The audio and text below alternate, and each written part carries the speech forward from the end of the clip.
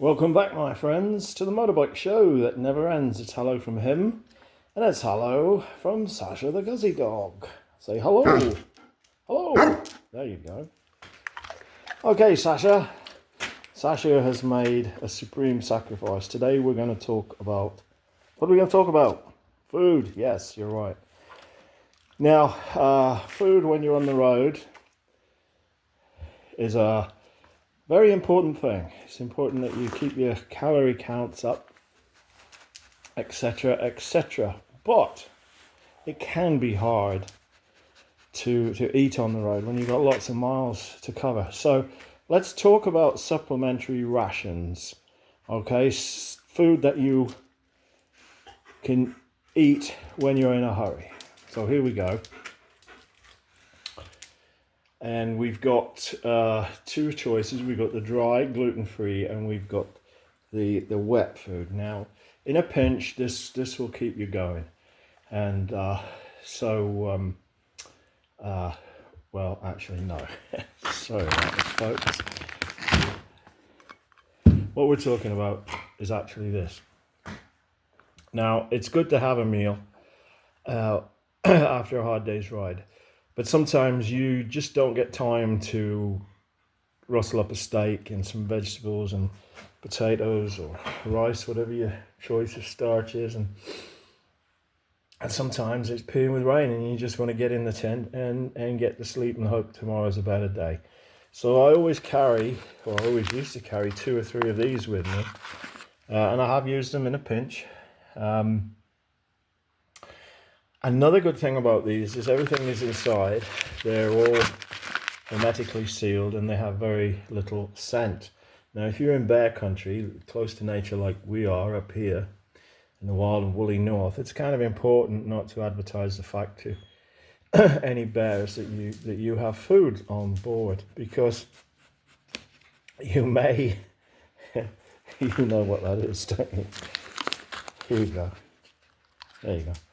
But yeah, you're just advertising the fact you got food there, and bears will clue into it and they'll come and help themselves. Especially stuff like, vegetables and that kind of thing. They can smell fruit. Anyways, so it's good to have some of this. All you got to do is boil up some water, tip it in the bag, and wait for a few minutes for it to expand and do its thing. And yeah, you might become very constipated if you ate these all the time, or the other way, I don't know. But anyways, so I was looking to restock my bike bag, because, I've had these in the bike bag for a couple of years and they've been okay. Not this particular brand. This particular brand, I noticed the Happy Yak, and I thought, oh, wow. Never tried yak meat.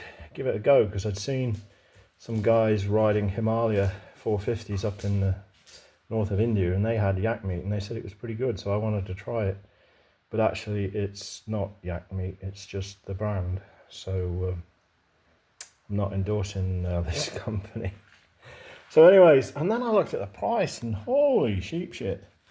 The last time I bought some, it was about $8 or $10 or something, and that was the cheapest one I could find. They started at that price and then they went up to about $24. Which is the price of a bloody restaurant meal. That's crazy. So I thought of an alternative. So I went to a large supermarket, well known to people in North America, looking for something cheaper. And lo and behold, this is what I found. Now, again, no endorsements for any of these products. This is just stuff that I found. It's all, just regard it as generic. Not a particular recommendation for any of these brands. Okay, so that is $17. Give a penny. These, the 4 of them, are $6, so $1.25 each. That one is 180 grams. These are 132. Or thereabouts. Yeah, they're about 132. So those are $1.25. So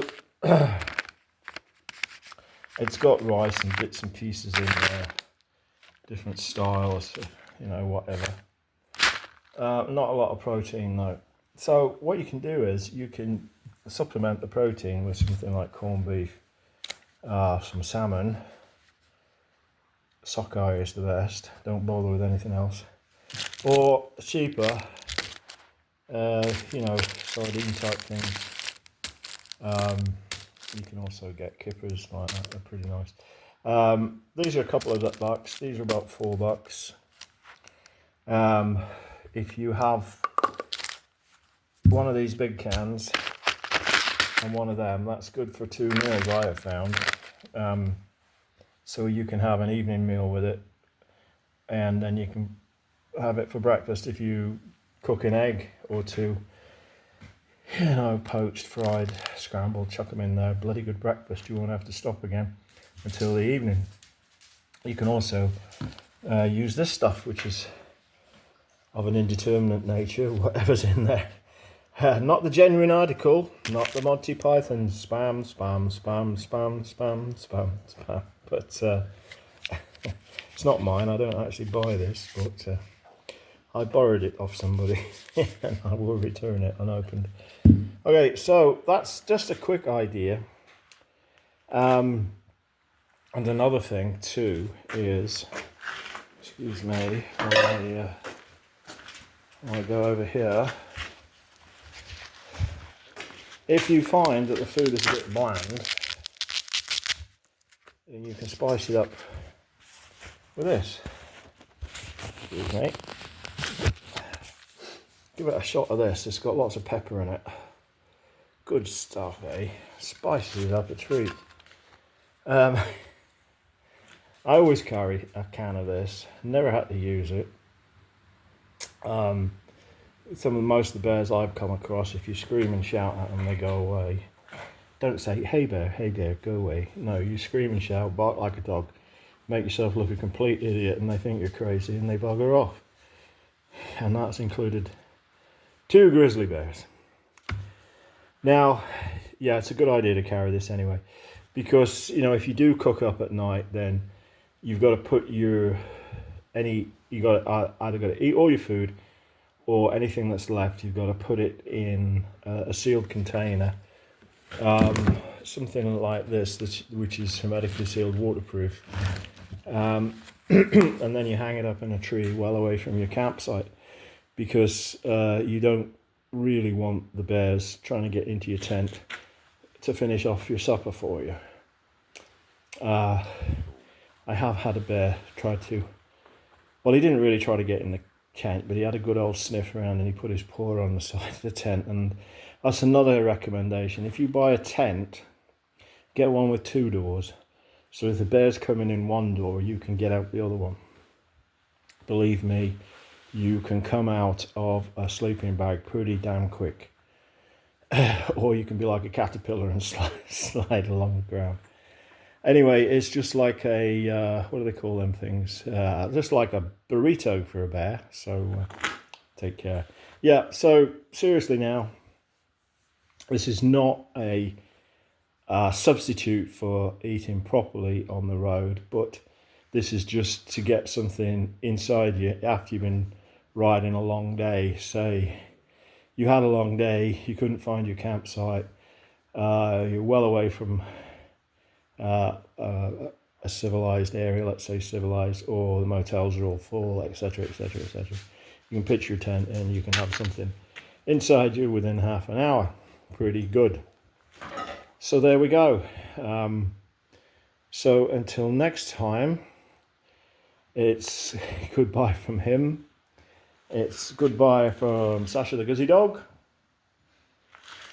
who's sulking because I'm eating her food, she thinks. So take care of yourselves. Keep the rubber side down, the shiny side up. And I will talk to you next time. Goodbye.